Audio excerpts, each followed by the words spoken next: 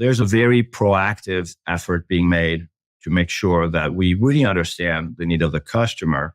And at the same token, right, make sure we really understand the skills of the talent that we work with. So some we've worked with for many, many years. So they use us and we place them regularly. So we know what they've worked on and where they've made customers happy and they've had successful outcomes. Whereas if someone new, we really have to get really, really strong. Welcome to Revenue Insights. Every week, we'll be joined by revenue leaders from some of the most successful and highest growing companies. Together, we explore how they built their revenue teams, the journeys that they've been on, and the lessons they have learned along the way. Revenue Insights is brought to you by Ebster. We're a revenue intelligence platform designed to help revenue teams to build more pipeline, close more deals, and retain more customers.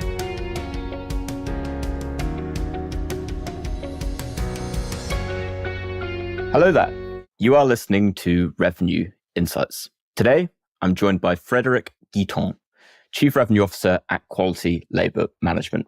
In his career, Frédéric has worked at startup, financial, and investment firms. So Frédéric, pleasure to chat today. Hey, how are you? Yeah, fantastic. How are you? Good. Well, let's dive into it. I had to do a bit of reading up on QLM being across the pond, but I'd love to hear it in your words, Frédéric, of your story, how you've got to where you are today, and a bit more about QLM. Sure. Yeah, so I moved to the US in 1996. Actually went to school in England, so I was on your side of the world. Nottingham Trent University. Yeah. I met a good-looking American girl, dropped school, so everything I had moved here. So that's kind of the short of it. Worked at different roles, but became an executive roughly like 13, 14 years ago at different spaces. I worked in banking, buying distressed at software startup, and now in the staffing industry. What's been interesting, the common thread, it's always been around strategy ultimately, right? Strategy, revenue growth, which always revenue is all these things coming together with this outcome. That's revenue. So that's kind of been my path. I've been at QLM now for a little over 2 years. Knew the owner for many years. We met through nonprofit work, and I was super excited about what the company stands for, frankly. That was my exciting part about why I joined QLM, about helping people secure revenue for their family, securing income, and doing jobs that they're best qualified for, as well as helping them maximize their ability to grow professionally. Meanwhile, also helping our customers find the right people to fulfill their promises to their clients. So there's a really neat kind of connection of my background. I come from a small town of, a lot of blue collar and farming industry. So there's things coming together. Yeah, I can relate to that coming from farming communities, but maybe we'll save that for the after hours conversation.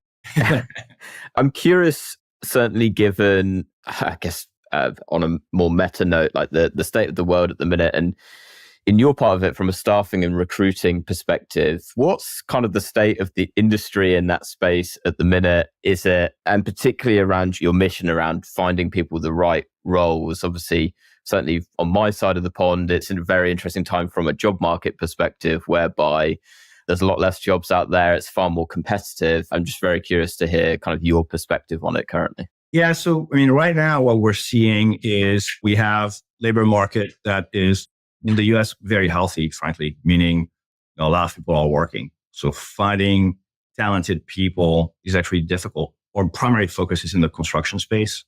So we do like some construction, we do some maritime work, like unloading ships as well, industrial work of like working like inside of like factories and things like that. I would say that the labor market, in some ways, getting a little bit easier to recruit slightly, but the unemployment in the US is so low that, we're really short talent. That would be the gist of it, which makes the price go up. Basic laws of offer and demand. So educating our clients, getting good information is super important for them to be able to know, listen, if you want to get a great electrician, it might be $25 an hour, even though you thought it was 22. And if you got 22, you want to get the kind of talent, ultimately it's going to cost you more. So how do we tactically present that information to really help them get into the right mindset to secure the right talent? And what would you say is unique about the customer journey that you work with your clientele? Perhaps what is different for folks that are listening that might be different to the industries that they're in? So, the customer journey for us, right, is they reach out to us saying, I need theoretically 10 electricians next week, right? And so for us, it's okay, great, but we have to always dig deeper. It's like, tell us more about what they're going to be doing exactly so we get the right person. So there's a very proactive effort being made to make sure that we really understand the need of the customer. And at the same token, right, make sure we really understand the skills of the talent that we work with. So some we've worked with for many, many years. So they use us and we place them regularly. So we know what they've worked on and where they've made customers happy and they've had successful outcomes. Whereas if someone new, we really have to get really, really strong. So what thing we do, I think, better in our industry, I think a differentiator is that we really test our people. Like we'll bring them in the office, rather than physically go through an electrical board in particular and bend pipes and test their skills to make sure that we're taking a very calculated risk relative to putting those people on the jobs of the customer, because there's a big level of trust. The other component is a huge focus on safety. You can see all that SPQ, safety, productivity, and quality. Those are our kind of anchors that we have to make sure we cover on. And it's not like a paperclip somewhere, like something that we keep somewhere chachi. This is really every day we talk about it. I mean, this is at the heart of everything we do. Everything else after that is a consequence. And something that we were kind of talking about, appreciate that I'm hearing coming up a lot, is all about finding the right person for the right place and making it the right fit. So can you perhaps elaborate a little bit more on that point? And I guess within the context of your team as well, in terms of how you kind of carry that ethos forwards of fitting the right people into the right roles. Yeah, so it's understanding the responsibility we take, right? And so when we engage with a customer, we basically say, we promise we're going to find the right person for you, right? So being clear that that's what that means. It's not just like there's a moral obligation that goes along with that. So first, if that's not understood and felt, right, we'll probably need to have a different conversation. It's not checkmark work, which also means we're going to ask the questions to the customer to be as specific as possible as to the needs. Then we have to be really tactical, right?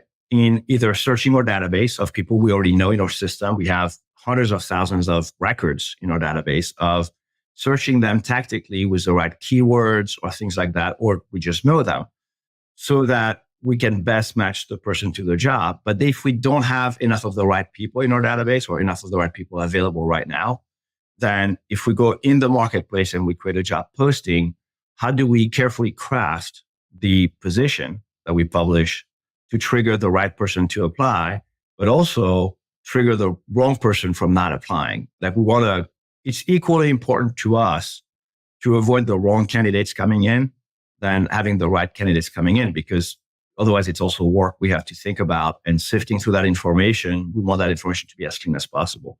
So there's a real tactical mindset that has to come together relative to how we gather information, which I think is true for most industries. When it comes to a sales team, they go, I get a yes quick enough, but I haven't asked all the right questions. I have not tried to unsell the deal, for example. I think that's a mistake. You should really look at, are you really the right customer? I think, the ideal customer profile mindset should be really at the heart of where the conversation starts. Because the more obligation of saying, yeah, we can find the right person, or sometimes say, we don't think we're the right team for you. Just a quick reminder, and then we will be right back to the show. At Revenue Insights, our goal is to share how top-performing revenue leaders build predictable, efficient, go-to-market teams.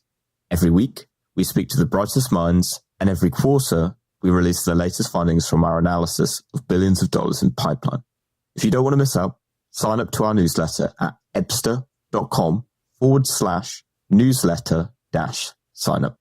That's ebster.com/newsletter-sign up. The link to make that a little bit easier for you will be in the show notes of this episode, wherever you're listening. See you there. Yeah, and I think it's a point that I'm hearing a lot more, even in other industries around, rather than taking the approach of that hard sell and we're going to make this square peg fit into the round hole as best we can. Instead, it's taking on more of a role of almost an advisor, right? Where you are listening to the needs and the pains of what your customer has, and then being able to demonstrate your expertise, I guess, in the market to then be able to make a recommendation that may well be someone that you have internally, but also may be an alternative as well that perhaps isn't your business. Right. That's exactly right. That's becoming more and more important. I think businesses understand that just selling to anyone is not a good strategy long term.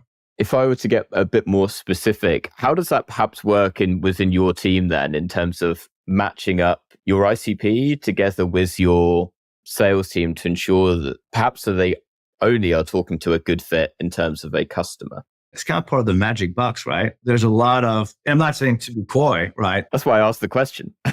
Yeah. The reality is oftentimes you will know that on the scoreboard, meaning how many of the people you send actually stick, right? Actually, the customer says, they're really the right guys. It happens. Sometimes we send someone and after 4 hours, they're like, that's not a good fit. Like, I want this guy off my job site, or vice versa. The team member goes there. It's like, what they need me to do is not what you said. I'm an electrician and they want me to sweep the floors all morning. That's not what I do. I'm an electrician. I'm not a cleaning lady, right? So there's a real scoreboard that we can look at. Really, I thought the other part is proactively engaging in conversation with the customers, proactively engaging in conversation with the team member and asking point blank, do you have the right people? Is this the right fit for you? Do you like it? Because we talk a lot about, like silent resignation, right? This whole thing, right? But we also have, silent customers that say, yeah, that's fine. And if you're not actually really listening, you go, oh, great. But in reality, they're like, that's just fine. That's not good enough, right? So again, having the courage to ask the question, hey, I'm hearing you're not necessarily like super happy. I want to make clear on a scale of 1 to 10, where are you at? If it's less than an 8, you got a problem, right? And so I think as companies, that's really that. Process-wise, then it's going backwards right into what happened and debrief and go, did we know enough? Did we ask enough of the right questions? Did we document the right way? Did we rush to send a body to the job site versus making sure we send the right body to the job site? And where is that balance? Because there is a balance too, right? Some customers will also appreciate the fact that we'll say, hey, we send you this guy, we're 60%. We're not 100% sure he's the right fit for you, but we think there's a good probability. And the customer may say, all right, you know what? I don't have a better batting average, so let's give it a shot.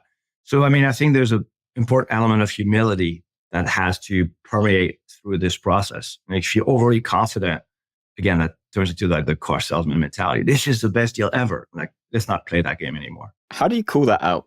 I guess for like behind the scenes, how do you call out when it's like a happy years? Yeah, like everything's going fine. This is definitely going to come in. Do you have like a process in mind to spot that early, or is it something that you're having to do retrospectively? So, obviously we have certain metrics that we look at, right? And the metrics, there's a variety of metrics around, retention, average hours worked per week. Those are big things like fill rate. They said I need 10 people, but we've deployed 5. Also the churn, how many people do we send? Like if we say we send 25 people to fill 10 spots, maybe the client's going to go, wow, you guys are not doing really well at finding me the right people. So there is quite a few, metrics that we are able to look at to understand how are we doing. Like I often look at the total number of placements under a position relative to the number of open seats. And if there's a huge delta here, then I'm going to dig deeper to understand, like, did we really ask the right question to the customer? Did we really understand? Or is it a recruiting issue? Like, does the recruiting team not do a good job at digging into the data to make sure we're putting the right people out there? So, but it's going to be one of the two. It's like, and that's the part that's always great, I think, about good revenue management strategies is to get to what are the 2 questions I need to know that I really need to know. And when you break it down, it does come down to usually 1, 2, 3. And that's about it. Like, it's not that many, but you really have to know them. What would you say those 2 or 3 are for you? Well, for us, right? Like, did we really understand the customer's need? And on the other side is, did we really understand the team member skills, right? And if we know that, then there is no excuse why we couldn't find the right match. I guess to pull us out of that, and I'm interested to take us down maybe a slightly different route, but for your team as a whole, what would you say differentiates your top performers? And I'm guessing it probably comes back to those 2 questions that you've mentioned there, and the rest of the pack. It's those 2 questions. Literally You said it. I would challenge someone to argue there's another element. The reality is the top performers understand what the customers really want, and they really understand the skills of the team members they have. But now you can add color to this. By understanding what the customers really want, they pick the right customers, right? So for example, if someone says, I need a bunch of plumbers, right? And you're in a marketplace where you know that the labor market is extremely constrained on plumbers, you're going to have to be really cautious about how much energy you're going to invest in securing plumbers for that person, unless this customer may say, I understand this market is very constrained, and so I'm okay paying a little bit more. And so that's our obligation to really actually go, if you want us to put the effort, we do need to have a fighting chance to succeed for you as well. So in a way, like we have to have this transparency and this humility going, if you want this, that's what it's going to take. And by the way, sometimes we have to say, this is really going to be tough. Like we're not super comfortable with this. We'll take it, but managing expectations. And if you manage expectations, be hyper communicative. Like I don't believe in good communication in those cases. I believe in hyper communication, like really almost daily say, listen, this normally when we post a job, we'll get 50 applications per day. This one we're getting 5. So this is, the market is telling us something. And here is what we posted. Here's what it says. So Mr. Customer, does it feel right to you? It feels right to me. Okay. So what are the things we can tweak? And usually it's pay. That's just bottom line. Well, I suppose is standing out to me, and what so much of it comes down to for QLM in particular is that discovery stage, both with the customer and also with the prospective person that you're looking to place into that company. So what would you say then, and I'm coming at this from a SaaS perspective, I guess, but what would you say are the best practices then in terms of the questions that you encourage your teams to ask when they are doing that discovery stage, either with a customer or with a prospective candidate? Yeah, so there's a question I love, and it may seem totally coming out of left field, but it's asking like, what do you want?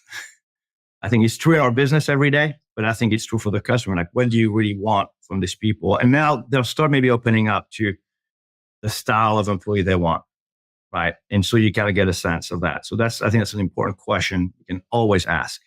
Asking a team member, what do you want? Like, I want to be able to work within 45 minutes of my house. Maybe that's a critical aspect for them. So now it helps you, okay, these opportunities outside of that realm, I'm not even going to bother you with those, right? And if what they want is not aligned with reality, then sometimes be straight up and go, sorry, this is not going to fly.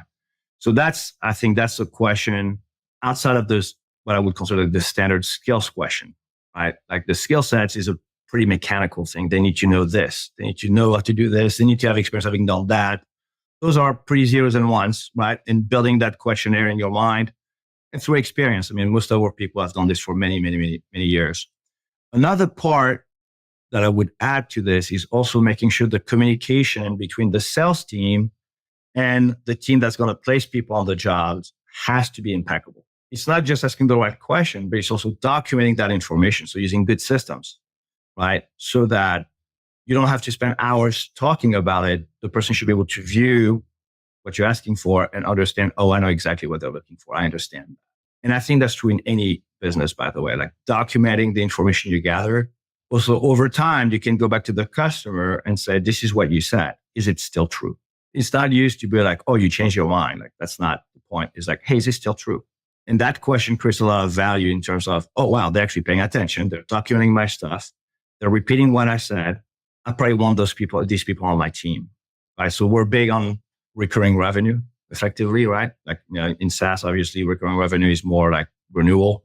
Well, for us, they renew every day. I love the simplicity of it in a way. And I'm quite curious to know then, how do you go about, for those that perhaps are struggling to ask the right questions, and when we have this conversation right now, it's like, well, it sounds pretty simple, right? There's a lot of matching up the job description to the customer, probably a lot of, I'm imagining, kind of closed questions at that point. And the beauty of a question like, what do you want, is it's quite open and it really starts to turn the page on it. So how do you go about, for those that perhaps they aren't hitting their number as much, how do you go about training them on asking better questions? You use the word simple, and I'm a huge fan of simple. One of the things I've used many, many times, and I've found it to be pretty effective, I ask them, if you were talking to your best friend, I used to say family, it didn't work because some people don't like their family. So if you talk to your best friend, what would you need to know to make sure you help them the best way you can? And if you're not willing to speak at that level, you're probably not going to do right by the customer or the team member. So I think the best friend analogy, most people really relate to it. Like a best friend, as you know, doesn't tell you just what you want to hear. The best friend will tell you what you need to hear. Will ask you the questions you need to answer, right? Like if a best friend is acting in a way that's inconsistent with what you think is good for them, as their best friend, you should call them out and go, hey, buddy, like you're drinking too much or you're being a jerk or whatever. But that's what a friend does.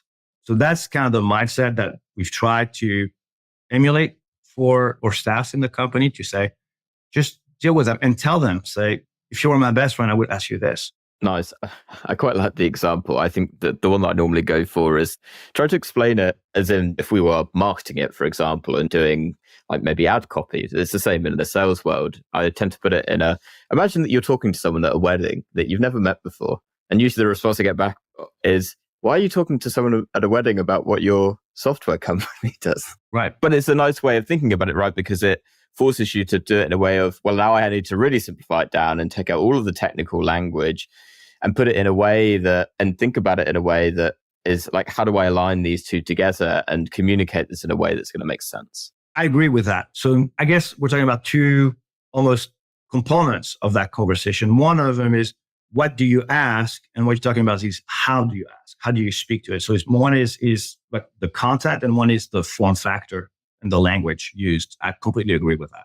When people get too cute with the wording and stuff, it's a turn off. I mean, we all know that. Like we all have been at that conversation with it's like, you're a tryhard. This is like, yeah, I overheard someone and having that conversation at a coffee shop the other week, and the chap was like, try it again. Why are you calling me? And it was like, yeah, I just really don't understand what we're talking about here. I'm just going to put the phone down and it's gone. Right. Frédéric, let me ask you a slightly different question. What is the initiative that you're most proud of from 2023? At QLM? At QLM. It's the same as 2022. And it's the one that made me join the company. It's our philanthropic work. Mark, who is the founder of the company, and I met through nonprofit work. You know, it's easy, like you ask for a company, right? Why do you want to grow? If you don't have any shareholder, like we're a privately held company, is it because you just want to make more money? Sometimes they go, well, because I want to help more people. You know, okay, great, that's fine. For us, it's really, we want to help more people in three different ways. We have multiple clients, as we call them. Like we have our team members, we have our customers, we have our staff, we have our community, and those less fortunate. So we have 5 clients that we speak of.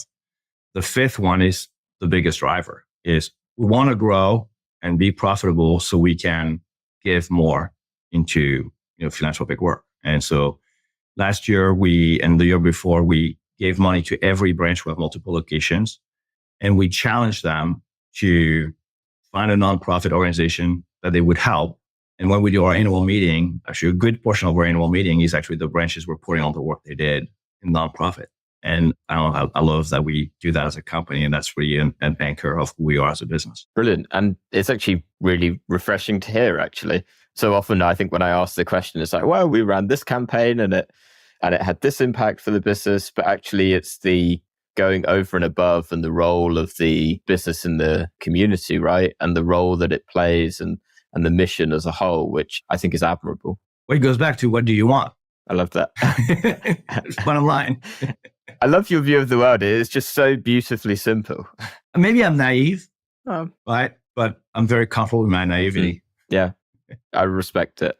Let me ask you one final question, Frédéric. What is one book that you'd recommend to revenue leaders and why? So there's this one book and the reason why I recommend it is because it's triggered a lot of thoughts for me. It's a book by Jason Jennings. It's not the big that it's the small, it's the fast, it's the slow. It's a really long title. Goes against the simple ethos here. Yeah. But it's got, the book has a lot of very simple principles around successful businesses and what they've done. I wouldn't say I'm a voracious reader, but I'm a voracious listener. So I'm a big on audibles, and on my commute, I'll listen to books.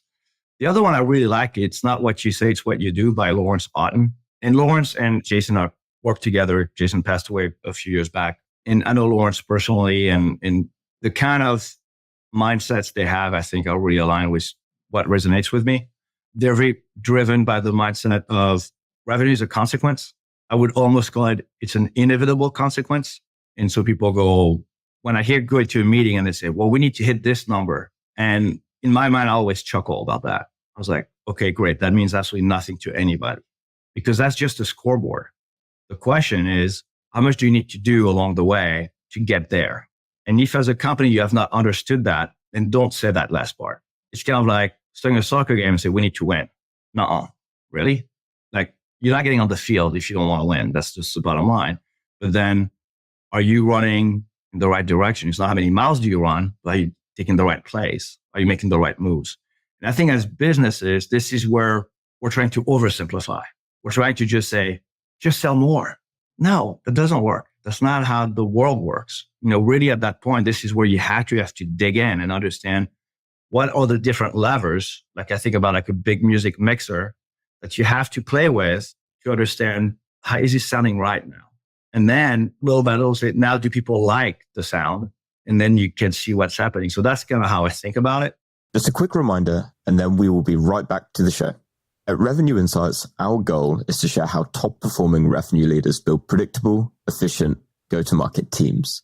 Every week, we speak to the brightest minds, and every quarter, we release the latest findings from our analysis of billions of dollars in pipeline. If you don't want to miss out, sign up to our newsletter at ebster.com/newsletter-sign up. That's ebster.com/newsletter-sign up. The link to make that a little bit easier for you will be in the show notes of this episode, wherever you're listening. See you there. I really like it. And I lied. I'm going to ask a follow-up question because I'm curious. If, let's say, you go into one of your meetings and it's like, Frédéric, we've got this revenue target. And as you say, you chuckle a little bit. But how do you then take that and go away and then break that down into, okay, what my input's going to be? How am I going to ensure that we hit this number? To your point, and I guess there's the example in the book, what am I going to do, or what's my team going to do that's going to allow us to hit that number? Yeah, I'm simply going to ask questions. I want to ask questions like, well, tell me what are the factors that are going to influence that number? And so they'll say activities. Great. What about the activities? Right. And then they'll say this, and then sometimes I'll start steering the question and go, okay, so how important do you think having spent time defining your ideal customer profile is going to be in that? Well, that's really, really important. Okay, great, cool. So we're adding that to this. And then also people will see the picture. It's like, hey, listen, there's this thing I say often in business is there is not a single thing that will make you successful, but any single thing can make you fail. So doing one thing right is not enough. And doing one thing wrong could kill you. And if you're not straight about that in your mind, then you're going to have a problem. So a lot of people try to drive right behavior. I tend to work on trying to focus on the wrong ones and correct them to increase the average. So I'm real bottom up kind of guy. I was like, let's look at what's not working, fix that, and elevate the floor, because that's what we're going to fall through. I really like that approach. And actually that kind of runs contrary to certainly a number of folks that I've spoken to, which often take the approach of, well, I'm going to focus in and make sure that my high performers, they're crushing it this month. And almost to the point where I think from analysis that we do, some 73% had missed their quota. And so for a lot of leaders, they're really focusing and dialing into what their top performers are doing to really push those, to really carry the others along. But I actually really like your approach of, for those folks that are doing well, I guess you kind of mentioned earlier that they've been with the business for a number of years. I suppose they're in a position where context is important, where I'm guessing that they're reliable and you can trust them to consistently hit their number. And actually then that allows you to really dial in on those who are just a little below the surface line to really help them. Is that a fair assumption? Yeah, and that's right. I mean, we spend more of our awake time at work. We might as well do stuff we're proud of. And I think as executives, our obligation is to ensure that we help people be successful, right? It doesn't mean at any cost, just to be clear. Like, it's not like, I'm a huge believer in nonprofit. I'm still a capitalist. I'm not going to keep the wrong person. But sometimes it's also understanding why they're not taking the right actions. Is it because the seat they're in is not the right seat for them? And maybe they don't even know it. Again, it goes back to what do you want, right? And anything you want, you're going to take actions that align with that. I mean, everything we do is driven by two emotions, pain and pleasure. That's it. If the pleasure wins over the pain, either short-term or long-term, right? That's what you're going to do. It's just the bottom line. And so I think you have to be really good at the human interaction and also getting people to feel comfortable. They're not going to be judged. We have an obligation, again, to the team member, to our clients, to have the right people in the right seats. And so it goes back to this mindset perspective of it's a moral obligation we have as an organization. Yeah, I completely agree. And that's probably a nice place to put a bow on this. Frédéric, it's been a real pleasure to chat and hear about your world and particularly the nonprofit work that you guys are doing as well. For anyone listening, if they wanted to connect or perhaps reach out with any questions, where can they find you? They can fire me an email at QLM. It's fguitton@myqlm.com. I'm pretty easy to find. You can find me on LinkedIn. I try to respond on LinkedIn. I'm getting bombarded a little bit lately, so it's not been great at keeping up with that. But I do try to be really focused on not having any unread emails. That's something I can't. Stresses me out. Nice. Well, for any, if there happen to be any SDRs listening to it, now you know how to reach Frédéric. It's through his inbox, not through his LinkedIn. All right. I'll make sure to put links to those down in the show notes, as well as a couple of the books that you mentioned earlier. But yeah, thank you so much again for joining me, and to everyone that's listened to the episode this week. Thank you so much. We'll catch you next week. Thank you. Thanks for listening to Revenue Insights. If you want to learn more, subscribe to our newsletter and we'll deliver every episode straight to your inbox. If you have any questions, feel free to connect with us on LinkedIn. Our links will be in the episode notes. See you next week.